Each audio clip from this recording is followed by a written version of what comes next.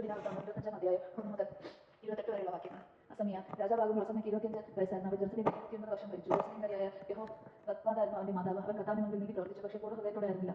രാജാധികാരം തന്റെ കയ്യിൽ ഉറച്ചപ്പോൾ അവൻ തന്റെ പിതാവിന്റെ ഘാതകരായ സേവകന്മാരെ വധിച്ചു. മോശയുടെ നിയമഗ്രന്ഥത്തിൽ എഴുതിയിരുന്നതനുസരിച്ച് അവൻ അവരുടെ മക്കളെ കൊന്നില്ല. പിതാക്കന്മാരുടെ അകത്യത്തിന് മക്കളും അകത്യത്തിന് പിതാക്കന്മാരെ വധിക്കപ്പെടരുത്. ഓരോരുത്തരെയും തങ്ങളുടെ അകത്യത്തിന് മരണശിക്ഷ അനുഭവിക്കണമെന്ന് കർത്താവിന്റെ കൽപ്പന രേഖപ്പെടുത്തിയിരിക്കുന്നു. അസമയ യൂദായിൽ നിന്ന് ബെഞ്ചമിനിൽ നിന്ന് ആളുകളെ ശേഖരിച്ച് അവരെ കുടുംബക്രമത്തിൽ സഹസ്രാധിപന്മാരുടെയും ശതാധിപന്മാരുടെയും കീഴിൽ നിയോഗിച്ചു. 20 അതിനും മേലിലും വയസ്സുള്ള 3 ലക്ഷം പേരെ അവർ ഒരുമിച്ച് കൂടി. അവർ യുദ്ധശേഷിയുള്ളവരും യുദ്ധവും പരിശീലിപ്പിക്കാൻ കഴിവുള്ളവരുമായിരുന്നു. ഇതിനു പുറമെ ഇസ്രായേലിൽ നിന്ന് 1 ലക്ഷം വീര യോദ്ധാക്കളെ 100 താലൂക്കിലേക്ക് കൂലിക്കെടുത്തു. എന്നാൽ ഒരു ദൈവപുരുഷൻ അവനോട് പറഞ്ഞു, രാജാവ് ഇസ്രായേൽ സൈന്യത്തെ നീ കൂടെ കൊണ്ടുപോകരുത്. കർത്താവ് എഫ്രയീംകാരനായ ഈ ഇസ്രായേൽക്കാരോട് കൂടെ ഇല്ല.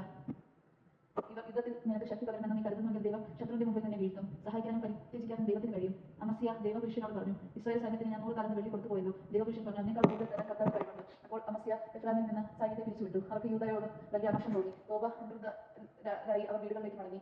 അമസ്യ സൈന്യത്തെ നയിച്ച് ഉപ്പ് താഴ്വരയിലെത്തി. 10,000 സൈർ പടയാളികളെ വധിച്ചു. യൂദാ സൈന്യം വേറെ 14 പേരെ ജീവനോട് പിടിച്ചു. ഒരു പാറയുടെ മുകളിൽ കൊണ്ടുപോയി താഴേക്ക് തള്ളിയിട്ടു. അവരുടെ ശരീരങ്ങൾ ഛിന്നഭിന്നമായി. യുദ്ധത്തിന് കൊണ്ടുപോകാതെ അമസ്യ പിരിച്ചുവിട്ട സൈനികർ സമരിയക്കാരും ഫറോണും ഇടയ്ക്കുള്ള യൂദാ നഗരങ്ങൾ ആക്രമിച്ച് 3000 പേരെ കൊല്ലാനും വളരെയേറെ പേരെ കൊള്ളവസ്തുക്കൾ ശേഖരിക്കുകയും ചെയ്തു. ഏദോമിനെ തോൽപ്പിച്ച് മടങ്ങുമ്പോൾ അമസ്യ സെയർ നിവാസികളുടെ ദേവീവിഗ്രഹങ്ങളും കൂടെ കൊണ്ടുവന്നു. അവയെ സ്വന്തം ദേവന്മാരായി പ്രതിഷ്ഠിച്ച് ആരാധിക്കുകയും കാഴ്ചവെക്കുകയും ചെയ്തു. കർത്താവ് അമസ്യയോട് കൂടി കോപിച്ച് ഒരു പ്രവാചകനെ അയച്ചു. അവൻ ചോദിച്ചു, സ്വന്തം ജനത്തെ നിന്റെ കയ്യിൽ നിന്ന് രക്ഷിക്കാതിരുന്ന ഈ ദേവന്മാരെ നീ ആശ്രയിക്കുന്നതെന്തിന്? അപ്പോൾ അമസ്യ അവനോട് പറഞ്ഞു, രാജാവിന്റെ ഉപദേഷ്ടാവായി നിന്നെ നിയമിച്ചിട്ടുണ്ടോ? നിർത്തൂ, അല്ലെങ്കിൽ നിനക്ക് ജീവൻ നഷ്ടപ്പെടും. പ്രവാചകൻ കൂടി പറഞ്ഞു നിർത്തി. നീ പ്രകാരം പ്രവർത്തിക്കുകയും എന്റെ ഉപദേശം ചെയ്തുകൊള്ളാതിരിക്കുകയും ചെയ്താൽ ദൈവം നിന്നെ നശിപ്പിക്കാൻ നിശ്ചയിച്ചിരിക്കുന്നതെന്ന് ഞാൻ അറിയുന്നു. യൂദാ രാജാവായ അസമയ ഉപദേഷ്ടാക്കളുമായി ആലോചിച്ച് യേഹൂവിന്റെ മകനായ യഹോവാസിന്റെ മകനും ഇസ്രായേൽ രാജാവായ യഹോവാസിന്റെ അടുത്ത് ആളയച്ചു.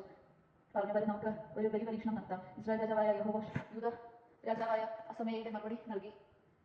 ലെബനോണിലെ ഒരു മുൾച്ചെടി ലെബനോണിലെ ഒരു ദേവദാരുവിനോട് നിന്റെ മകളെ എന്റെ മകൻ ഭാര്യയായി തരിക എന്ന് ആവശ്യപ്പെട്ടു. ലെബനോണിലെ ഒരു വന്യമൃഗം ആ വഴി വന്ന് മുൾച്ചെടി ചവിട്ടി എരിച്ചു കളഞ്ഞു. ഏദോമിന് തകർത്തുവെന്ന് നീ വീമ്പളക്കുന്നു. അടങ്ങി വീട്ടിലിരിക്കുക. എന്തിന് യൂദായ്ക്കും നിനക്ക് വെറുതെ നാശം വിളിച്ചു വരുത്തുന്നു? എന്നാൽ അമസ്യ കൂട്ടാക്കിയില്ല. ഏദോമിലെ ദേവന്മാരെ സേവിച്ചതുകൊണ്ട് അവരെ ശത്രുക്കളിൽ നിന്ന് ഏൽപ്പിക്കാൻ ദൈവം നിശ്ചയിച്ചിരിക്കുന്നു. ഇസ്രായേൽ രാജാവായ യഹോവാഷ് യുദ്ധത്തിന് പുറപ്പെട്ടു. അവൻ യൂദാ രാജാവായ അമസ്യയുമായി യൂദായിലെ ഷേമിൽ വച്ച് ഏറ്റുമുട്ടി. യൂദാ സൈന്യം പരാജയപ്പെട്ടു. പടയാളികൾ സ്വയം ഭവനങ്ങളിലേക്ക് ഓടിപ്പോയി. ഇസ്രായേൽ രാജാവായ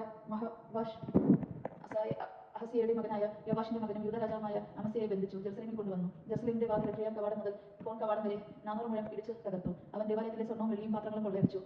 ഏദോമിലെ തടവുകാരനാക്കി. രാജകൊട്ടാരത്തിലെ നിക്ഷേപങ്ങൾ കൈവശപ്പെടുത്തി. കൊള്ളമുതലും തടവുകാരുമായി സമരിയയിലേക്ക് മടങ്ങി.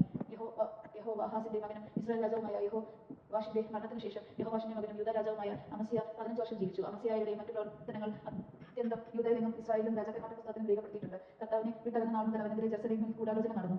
അവൻ ലക്കീഷിലേക്ക് ഒളിച്ചോടി. അവൻ മൃതദേഹം കുതിരപ്പുറത്ത് കൊണ്ടുവന്ന് ദാവീദിന്റെ നഗരത്തിൽ പിതാക്കന്മാരോട് കൂടി സംസാരിച്ചു.